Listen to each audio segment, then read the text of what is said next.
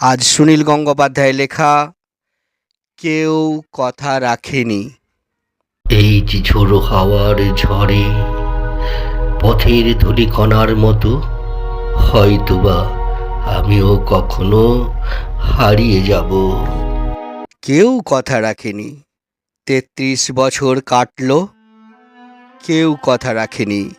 ছেলেবেলায় একবার বোষ্টমী তার আগমনী গান হঠাৎ থামিয়ে বলেছিল, শুক্লা দ্বাদশীর দিন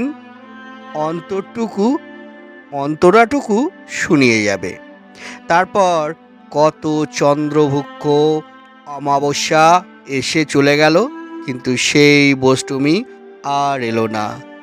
২৫ বছর প্রতীক্ষায় আছি।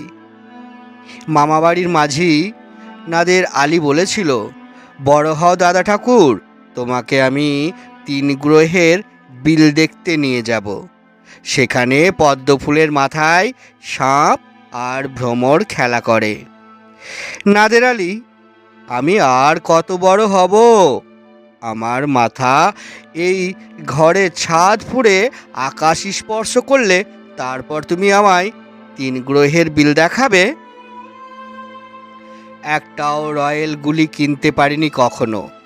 লাঠি লজেন্স দেখিয়ে দেখিয়ে চুষেছে লস্কর বাড়ির ছেলেরা। ভিখারির মতন চৌধুরীদের গেটে দাঁড়িয়ে দেখেছি ভিতরে রাস উৎসব। অবিরল রঙের ধারার মধ্যে সুবর্ণ কঙ্কন পরা ফর্সা রমণীরা কত রকম আমোদে হেসেছে আমার দিকে, তারা ফিরেও চায়নি। বাবা আমার কাঁধ ছুঁয়ে বলেছিলেন, দেখিস একদিন আমরাও বাবা হব, এখন অন্ধ। আমাদের দেখা হয়নি কিছুই, সেই রয়্যালগুলি, সেই লাঠি লজেন্স, সেই রাস উৎসব আমায় কেউ ফিরিয়ে দেবে না। বুকের মধ্যে সুগন্ধি রুমাল রেখে বরুণা বলেছিল, যেদিন আমায় সত্যিকারের ভালোবাসবে সেদিন আমার বুকেও এরকম আতরের গন্ধ হবে। ভালোবাসার জন্য আমি হাতের মুঠোয় প্রাণ নিয়েছি। দুরন্ত ষাঁড়ের চোখে বেঁধেছি লাল কাপড়।